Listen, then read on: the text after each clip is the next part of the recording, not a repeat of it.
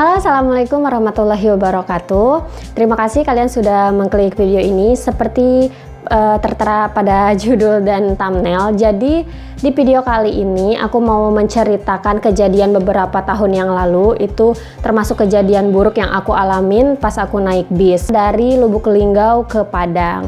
Nah, nanti di akhir cerita juga aku bakalan ceritain cerita-cerita yang menarik yang udah teman-teman share ke aku di IG ya. Dan langsung aja yuk kita ke kronologi kejadiannya. Check it out.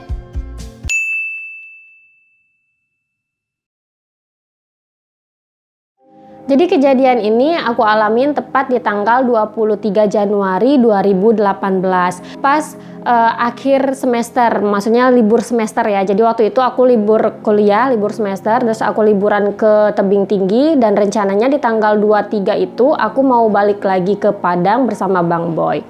Nah, seperti biasa, jadi dari Tebing Tinggi itu aku naik angkot ke Lubuk Linggau. Nah, biasanya sih aku kalau misalnya ke Padang itu sama Bang Boy biasanya naik Sun ya atau bis lainnya. Nah, kebetulan si Putra Raplesia ini dia buka trayek baru kan. Jadi aku sama Bang Boy ini tertarik lah buat nyoba si Putra Raplesia ini ya, bis Putra Raplesia ini. Kami beberapa hari yang lalu tuh sebenarnya sudah pesan tiketnya dan itu kami dapat hot seat ya. Kebetulan juga kami dapat hot seat. Sesampainya kami di kota Lubuk Linggau itu kami nunggu di loket Putra Raplesia ya. Nah, nggak lama kemudian bisnya itu datang dari kota Bengkulu. Jadi waktu itu kami dapat unit Jetbus 2 Plus HDD. Nah, bis ini itu kebetulan baru banget keluar dari karoseri itu sekitar 2 mingguan lah. Nah, nggak nunggu lama. Jadi kami langsung berangkat meninggalkan kota Lubuk Linggau itu jam 17.00.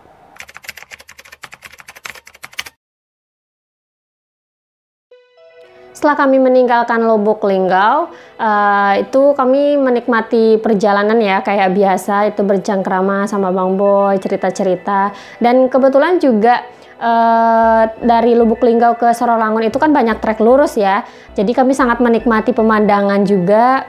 Terus juga bis itu tuh nyaman banget karena mungkin tergolong baru juga bisnya. Jadi emang kami menikmati pemandangan, menikmati bisnya. Dan itu nggak ada perasaan apa-apa, nggak ada perasaan bakal terjadi hal buruk ya di situ. Oh ya, kebetulan karena tergolong baru ya, itu penumpangnya cuman ada 4 orang, termasuk aku sama Bang Boy, dan 4 orang kru. Jadi totalnya ada 8 orang dalam satu bis. Sesampainya di Sorolangun, itu aku udah ngantuk banget ya karena bisnya juga nyaman. Jadi mata aku udah berat banget. Terus di situ aku berencana mau tidur tuh. Jadi Bang Boy sempet juga berpesan sama aku, kata Bang Boy kalau misalnya mau tidur di bis itu biasakan naruh bantal di pinggir kepala. Soalnya kan aku kalau tidur itu pasti nyender ke kaca gitu kan kepalanya. Setelah lewat dari kota Sorolangun, tepatnya di perbatasan antar kota Sorolangun dengan Bangko ya.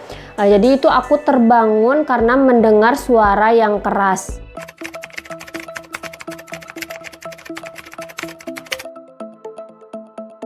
Dan pas aku buka mata itu aku udah kaget banget karena melihat kaca di samping aku itu sudah retak dan berlubang. Nah, yang buat aku sama Bang Boy lebih kaget lagi setelah dicek itu ternyata pecahnya bukan karena perlemparan batu, melainkan karena peluru. Dan aku nggak paham ya itu jenis peluru apa juga. Jadi kemarin itu totalnya ada 2 lembar kaca yang pecah, tepatnya di samping aku duduk dan di belakang di atas roda. Nah, aku sangat bersyukur banget si peluru itu nggak ngenai kepala aku karena jarak dari kepala aku sama peluru itu sangat dekat. Itu sekitar 1 atau 2 jengkal gitulah. Nah, setelah agak jauh dari tempat kejadian itu bus kami menepi sebentar ya untuk melaporkan kejadiannya ke pihak yang berwajib. Setelah urusannya selesai, itu bus kami langsung melanjutkan lagi perjalanan ke kota Padang. Yang sebelumnya aku duduk di sebelah kiri, itu aku langsung dipindahin sama krunya untuk duduk di sebelah kanan, supaya untuk menghindari kejadian yang tidak diinginkan lagi. Sesampainya di Kota Padang, jujur saja aku trauma ya. Tapi itu nggak berlangsung lama. Malah beberapa bulan kemudian, tepatnya 2 bulan kemudian, itu tepat di tanggal 3 Maret 2018, itu aku malah nyobain lagi Putra Apresia dengan armada yang sama malah. Dan kami juga mengucapkan terima kasih banyak untuk kru yang bertugas pada saat itu karena mengantarkan kami dengan selamat sampai tujuan, walaupun penumpangnya itu waktu itu cuma 4 orang ya. Nah, itulah cerita tentang bis yang menurut aku sangat berkesan di dalam hidup aku. Jadi mungkin kejadian itu tuh nggak bakal aku lupain sampai kapanpun ya, karena itu termasuk kejadian yang mengerikan juga selama aku naik bis. Oke, sekarang aku mau bacain pengalaman-pengalaman menarik tentang naik bis itu yang udah teman-teman share ke aku di IG ya. Oke, langsung aja kita ke cerita yang pertama, itu dari Alamsyah. Naik bis yang berkesan waktu kusut, disitulah kesabaran ketabahan diuji. Jadi pengalaman yang gak pernah terlupakan. Bener juga tuh, kalau ngalamin trip kusut itu kesabaran emang diuji banget. Trip kusut aku yang pernah aku alamin itu perjalanan dari Jakarta ke Padang. Itu sampai 5 hari 5 malam karena trouble. Kita lanjut ya. Dari Habi Taufik, keseruan senda gurau dengan penumpang yang lain, apalagi saat bulan puasa. Pas mau berbuka di bis ada aja yang bercanda soal azan maghrib. Ya seru juga sih itu. Jadi kalau aku yang berkesan pas naik bulan puasa itu kalau buka puasa bareng-bareng di rumah makan. Kebersamaannya itu yang bikin berkesan. Lanjut ya, ini dari Mbak April nih. Bisnya kehabisan solar. Wah, kok bisa ya Kak bisnya kehabisan solar? Wah, ini kalau nggak salah trip kakak yang ke Merak itu ya. Dan aku udah nonton sih tripnya. Jadi buat teman-teman yang mau nonton tripnya juga, silahkan tonton di linknya ada di atas sini. Kita lanjut dari Kak Ayu. Bisa dapat kru yang ramah dan sambil bercanda di depan bareng kru. Bener tuh Kak, itu termasuk pengalaman berkesan juga. Apalagi kalau kita dapat krunya yang kocak ya. Kalau pengalaman aku yang termasuk berkesan itu waktu naik MJPM ya. Itu dari Jakarta ke Jepara. Nah itu krunya ramah-ramah terus juga kocak-kocak banget tuh. Jadi sepanjang malam itu aku bercerita sampai tujuan, sampai Jepara. Kita lanjut dari M. Lutfi Munzir. Pernah kecelakaan dan busnya terbalik di Kelok Minas Riau tahun 2015 sekitar jam 22. Roda bus sudah menghadap ke langit. Wah, itu serem ya. Jadi gimana sekarang keadaannya, Mas? Masih mau naik bis lagi atau udah kapok nih? Itu benar-benar berkesan ya. Kita lanjut lagi ya. Ini dari Diaan. PDKT sama cewek di bus, tapi pas dia turun lupa minta nomor HP. Aduh, piyeto Mas, kok bisa lupa minta nomor HP? Lain kali jangan lupa lagi ya. Kita lanjut ke cerita berikutnya. Itu dari Yoga Adit. Linggau tebing 75.000. Terkena virus calo rasanya pasrah aja Mbak. Yang penting sampai karena udah malam. Bener tuh kalau kita naik bis terus beli tiket kena calo itu geram banget ya rasanya. Kita lanjut ke cerita berikutnya. Itu dari Aan Syaidan. Emak-emak bawa ayam muntah kuah kacang. Ini aku juga pernah nih ngalamin itu waktu aku kuliah ya, zaman-zaman aku kuliah dari Padang ke Jakarta itu aku sering banget tuh naik bis yang non AC. Jadi emang emak-emak tuh sering banget bawa ayam ya kalau naik non AC dan itu baunya kemana-mana. Emang berkesan lah ya.